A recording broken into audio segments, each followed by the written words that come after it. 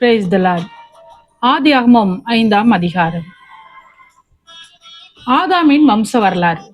தேவன் மனுஷனை சிருஷ்டித்த நாளிலே அவனை தேவ சாயலாக உண்டாக்கினார்.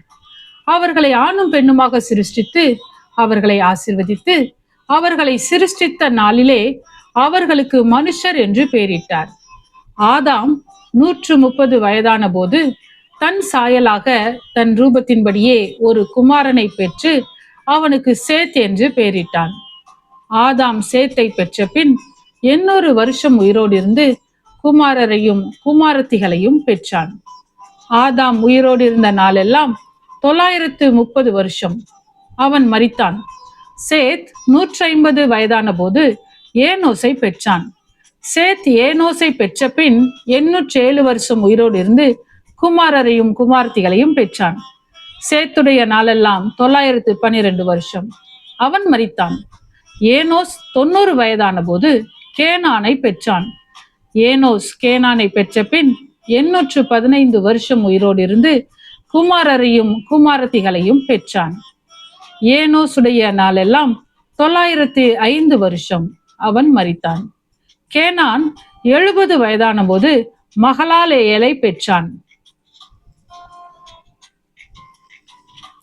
கேனான் மகலாலேயலை பெற்ற பின் 840 வருஷம் உயிரோடு இருந்து குமாரரையும் குமாரத்திகளையும் பெற்றான். கேனானுடைய நாளெல்லாம் 910 வருஷம். அவன் மரித்தான். மகலாலேயேல் 65 வயதான போது யாரேதை பெற்றான். மகலாலேயேல் யாரேதை பெற்ற பின் 830 வருஷம் உயிரோடு இருந்து குமாரரையும் குமாரத்திகளையும் பெற்றான். மகலாலேயலுடைய நாளெல்லாம் 895 வருஷம். அவன் மரித்தான்.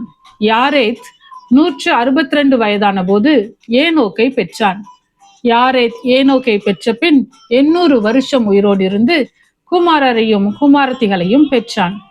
யாரேதுடைய நாளெல்லாம் 962 வருஷம். அவன் மரித்தான். ஏனோக்கு 65 வயதான போது மெத்துசலாவை பெற்றான். ஏனோக்கு மெத்துசலாவை பெற்ற பின் 300 வருஷம் தேவனோடே சஞ்சரித்து கொண்டிருந்து குமாரரையும் குமாரத்திகளையும் பெற்றான். ஏனோக்குடைய நாளெல்லாம் 365 வருஷம். ஏனோக்கு தேவனோடே சஞ்சரித்து கொண்டிருக்கையில் காணப்படாமற் போனான்.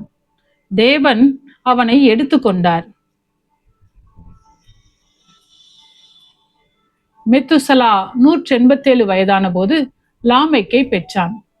மெத்துசலா லாமேக்கை பெற்ற பின் 782 வருஷம் உயிரோடு இருந்து குமாரரையும் குமாரத்திகளையும் பெற்றான். மெத்துசலாவுடைய நாளெல்லாம் 969 வருஷம். அவன் மரித்தான். லாமேக்கு 182 வயதான போது ஒரு குமாரனை பெற்று கர்த்தர் சபித்த பூமியிலே நமக்கு உண்டான வேலையிலும் நம்முடைய கைகளின் பிரயாசத்திலும் இவன் நம்மை தேற்றுவான் என்று சொல்லி அவனுக்கு நோவா என்று பெயரிட்டான். லாமேக்கு நோவாவை பெற்ற பின் 595 வருஷம் உயிரோடு இருந்து குமாரரையும் குமாரத்திகளையும் பெற்றான். லாமேக்குடைய நாளெல்லாம் 777 வருஷம். அவன் மரித்தான். நோவா 500 வயதான போது சேம், காம், யாப்பேத் என்பவர்களை பெற்றான். ஆமென். கர்த்தாவே, உம்முடைய வசனம் என் கால்களுக்கு தீபமும் என் பாதைக்கு வெளிச்சமுமாய் இருக்கிறது. இருளான என் வாழ்க்கையிலே வெளிச்சமாய் நீர் தந்த வசனத்தை தினமும் படித்து வாழ்வில் இடராமல் நடப்பேன்.